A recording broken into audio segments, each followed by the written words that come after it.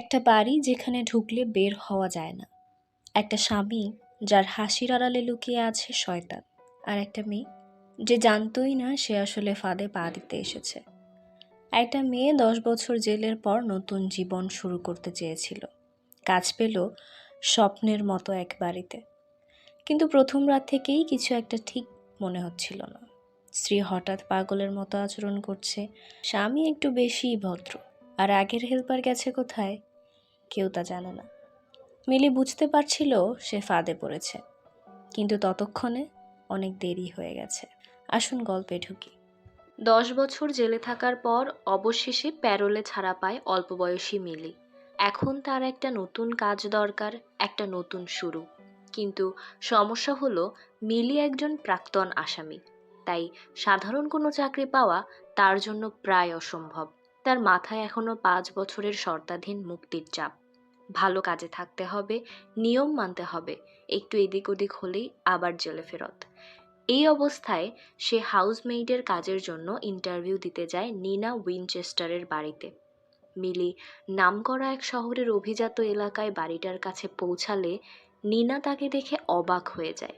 এত সুন্দরী মেয়ে হাউসমেইডের কাজে কেন আবেদন করছে? তার উপর মিলির আছে কলেজ ডিগ্রিও। তারপর দেখানো হয় নিনার বাড়িটা, দেখতে যেন স্বপ্নের মতো। ভালো বেতন, আলাদা রুম, সম্মানজনক পরিবার। বাইরে থেকে সবকিছু একদম পারফেক্ট। নিনা মিলিকে পুরো বাড়িটা ঘুরিয়ে দেখায়। বাড়িটা ডিজাইন করেছে নিনার স্বামী অ্যান্ড্রু। ইন্টারভিউ শেষে নিনা মিলিকে যাতায়াত খরচ হিসেবে $20 দিয়ে বলে কালকের মধ্যেই জানাবে। পুরো ইন্টারভিউতে নিনা মিলির সাথে খুবই ভালো ব্যবহার করে। তবে মিলির বিশ্বাসই হয় না সে এই চাকরি পাবে, কারণ সে তো জেলে ছিল, অর্থাৎ সে একজন প্রাক্তন আসামি।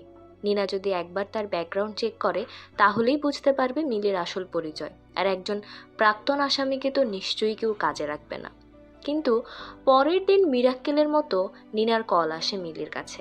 সে জানায় মিলি চাকরি পেয়েছে এবং আজ দুপুরেই এসে কাজ শুরু করতে হবে। মিলি বিশাল খুশি হয়ে কাজে যোগ দেয়। বাড়িতে ঢুকতেই মিলি দেখতে পায় ছোট্ট মেয়ে সিসিকে। সিসি মিলির সাথে বেশ মিশুক। কাজের প্রথম দিনেই অ্যান্ড্রু মিলিকে বলে সিসির স্কুলের জন্য একটা পিটিএ স্পিচ লিখতে হবে। অ্যান্ড্রু অফিসে ব্যস্ত থাকবে বলে বেরিয়ে যায়। এই সময় মিলি পুরো ঘরটা পরিষ্কার করে রাখে। রাতে নিনা ডিনার নিলে মিলির কাছ থেকে দরজার চাবি নিয়ে সাথে বলে যদি সম্ভব হয় জানালা খোলা রেখে ঘুমানোর ব্যবস্থা করে দিতে।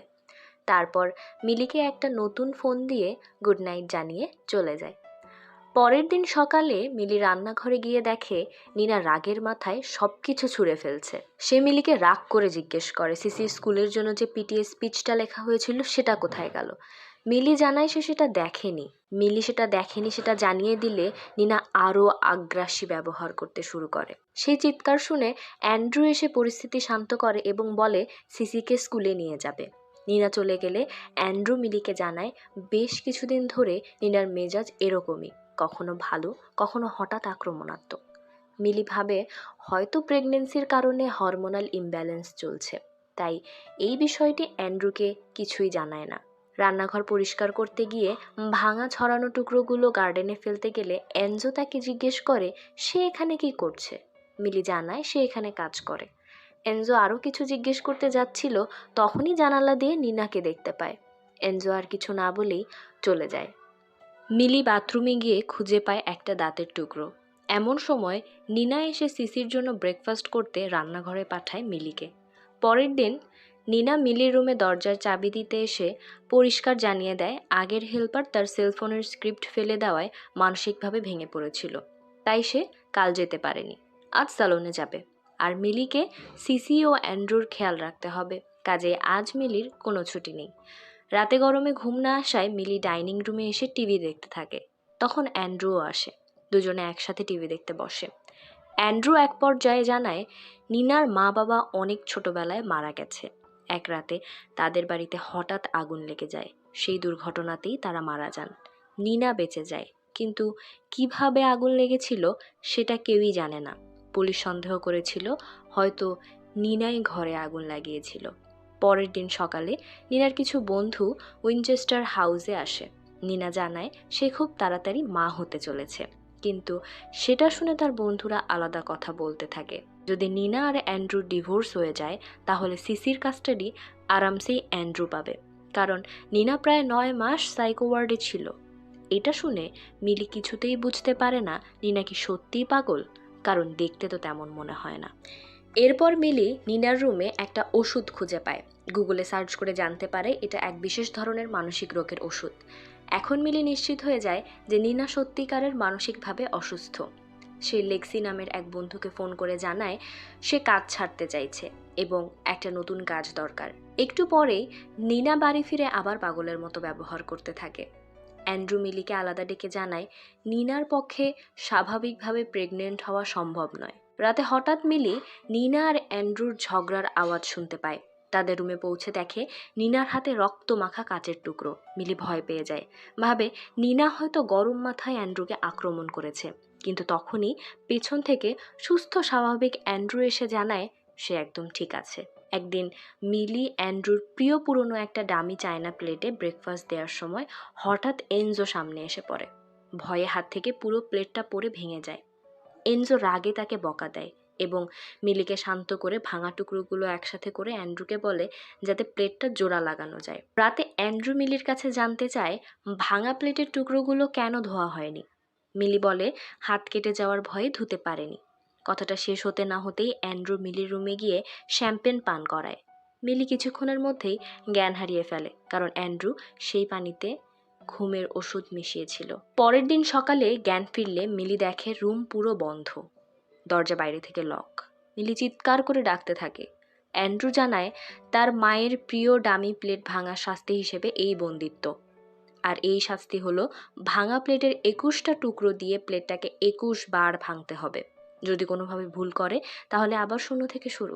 এদিকে আরেক দৃশ্যে বোঝা যায় এর আগেও নিনাকেও একইভাবে আটকে রাখা হতো। সে একটা শর্ট গ্লাসের মুখে একটা চুল রেখে পরীক্ষা করত কেউ তার জিনিস নাড়ছে কিনা। চুলটা সরানো দেখলে নিনা বুঝতে পারে অ্যান্ড্রু আসলে একটা মুখোশধারী সাইকো। মিষ্টি চেহারার আড়ালে সে একজন নির্মম মানুষ। নিনা একটা সুযোগ বুঝে ওই একই কৌশলে অ্যান্ড্রুকে ডেকে আনে। অ্যান্ড্রু আসলে নিনা তার জলে ঘুমের ওষুধ মিশিয়ে দেয়। জ্ঞান হারিয়ে ফেলে অ্যান্ড্রু, কিন্তু পরে জ্ঞান ফিরলে দেখে সিসি বাথটাবে ডুবে চলেছে। ঠিক তখনই পুলিশ আর অ্যান্ড্রু ছুটে আসে এবং নিনাকে 9 মাসের জন্য মানসিক হাসপাতালে ভর্তি করে দেয়। তখন নিনা সব দোষ নিজের কাঁধে নিয়ে নেয়, কারণ সে জানতো যদি সে সত্যিটা বলে কেউই বিশ্বাস করবে না। অ্যান্ড্রু ইচ্ছাকৃতভাবে নিনাকে পাগল প্রমাণিত করার জন্য পুরো পরিকল্পনাটা করেছিল, যাতে ডিভোর্স হলে সিসির কাস্টাডি সেই পায়। 9 মাস পর বাড়ি ফিরলেও নিনার ওপর অ্যান্ড্রুর অত্যাচার একটুও কমেনি। সে যে কোনো অজুহাতে নিনাকে রুমে বন্দি করে রাখত আর বাইরের পৃথিবীর সামনে দেখাতো সে কত ভালো স্বামী। আসলে নিনা আর অ্যান্ড্রু মিলে মিলিকে ফাঁদে ফেলেছিল। তারা এমন একজনকে খুঁজছিল যাকে দেখলে অ্যান্ড্রুর পছন্দ হবে, যে হবে একাকী এবং কোনো বন্ধু থাকবে না। সেই ক্ষেত্রে মিলি ছিল একদম পারফেক্ট ক্যান্ডিডেট। মিলি এখনও তার রুমে বন্দি অবস্থায় মনে পড়ে যায় কেন জেলে গিয়েছিল। একদিন স্কুলে একজন তথাকথিত ভদ্রলোক তার রুমে জোরপূর্বক খারাপ কাজ করতে চেষ্টা করেছিল। মিলি রাগে সহ্য করতে না পেরে তাকে শেষ করে দেয়। পুলিশ আসলে রুমের সব অস্বীকার করা হয় এবং মিলির 10 বছরের সাজা হয়। এমনকি তার মা বাবাও তাকে বিশ্বাস করেনি। মিলি কিন্তু অ্যান্ড্রুর কথা মানে না, তবে সে বুঝতে পারে এখান থেকে বাঁচতে হলে অ্যান্ড্রুকে বিশ্বাস করানো দরকার। সে অ্যান্ড্রুর কথা মতো পেটে ছুরি দিয়ে কাটার ভান করে এবং ভাঙা প্লেটের টুকরো নিতে ভেতরে আসার সুযোগ দেয়। অ্যান্ড্রু ভেতরে ঢুকলে মিলি আগে থেকে লুকিয়ে রাখা ছুরি বের করে তার ওপর আক্রমণ করে এবং তাকে স্টোর রুমে আটকে বাইরে থেকে দরজা লক করে দেয়। আসলে নিনা আগেই জানতো যে অ্যান্ড্রু মিলিকে এভাবেই বন্দি করবে, তাই সে আগে থেকেই মিলির জন্য সেখানে একটা ছুরি রেখে দিয়েছিল। অ্যান্ড্রু বন্দি অবস্থায় হুমকি দেয় দরজা না খুললে সব কিছু সে পুলিশকে বলে দেবে। মিলি অ্যান্ড্রুর ফোনের ক্যামেরায় তার করুণ অবস্থা দেখে এনজয় করতে থাকে। তারপর বলে যদি বেরোতে চায় তাহলে পেট্রোল ঢেলে আগুন দেওয়ার ভয় দেখিয়ে অ্যান্ড্রুকে বাধ্য করে সামনের দাঁত তুলে দিতে, কারণ অ্যান্ড্রু সব কিছুতেই পারফেক্ট চায়। ছোটবেলা থেকে তার মা তার নিখুঁত হাসির জন্য তাকে অত্যাচার করত। মিলি চায় সেই পারফেক্ট হাসির আড়ালটা চিরতরে ভেঙে দিতে। অবশেষে অ্যান্ড্রু দাঁত তুলে মিলিকে দেয়, কিন্তু দরজা সে তখনই খোলে না, বলে কাল সকালে খুলবে। এদিকে সিসি বুঝতে পারে মিলি বিপদে আছে, তাই নিনা উইনচেস্টার হাউসে ফিরে আসে মিলিকে বাঁচাতে। স্টোর রুমে হয়তো মিলিকে বন্দি করা হয়েছে ভেবে নিনা ভুল করে দরজা খুলে দেয়।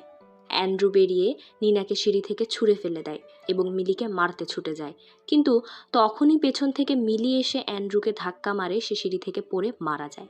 এরপর নিনা বুদ্ধি করে একটা জ্বলন্ত বাল্ব নিচে ফেলে দেয়, যাতে মনে হয় অ্যান্ড্রু বাল্ব ঠিক করতে গিয়ে পড়ে দুর্ঘটনায় মারা গেছে। সাথে নিনা এনজোকে ফোন করে সব জানায়। তদন্ত করতে এসে এক মহিলা পুলিশ অফিসার অ্যান্ড্রুর গলায় ছুরির আঘাতের দাগ দেখতে পায় এবং নিনার দিকে সন্দেহের দৃষ্টি পড়ে, কিন্তু পুলিশ অফিসার জানায় সে অ্যান্ড্রুকে আগে থেকেই চিনত, এমনকি তার বোনের সাথেও অ্যান্ড্রুর বিয়ে ঠিক হয়েছিল। তখন থেকেই সে অ্যান্ড্রুর আসল রূপ জানত। তাই নিনাকে সাহায্য করতে সে অ্যান্ড্রুর মৃত্যুর ঘটনাকে দুর্ঘটনা বলে চালিয়ে দেয়। পরের দিন মিলিকে $1,00,000 চেক দিয়ে সিসিকে নিয়ে নতুন জীবন শুরু করতে ক্যালিফোর্নিয়ায় পাঠিয়ে দেওয়া হয়। নিনা মিলিকে আরেকজনের কাছে কাজ করার জন্য রেফার করে, যার হাতে আঘাতের দাগ দেখে মিলি বুঝতে পারে সেও হয়তো এক অ্যাবিউজিভ ব্যক্তি। তবে সে কিছু না ভেবেই রাজি হয়ে যায় তাকে সাহায্য করতে। আর এই ঘটনার মধ্য দিয়েই শেষ হয় আজকের মুভি দ্য হাউসমেইড। মুভিটি কেমন লাগলো? ভালো লাগলে লাইক, কমেন্ট এবং সাবস্ক্রাইব করে দেবেন।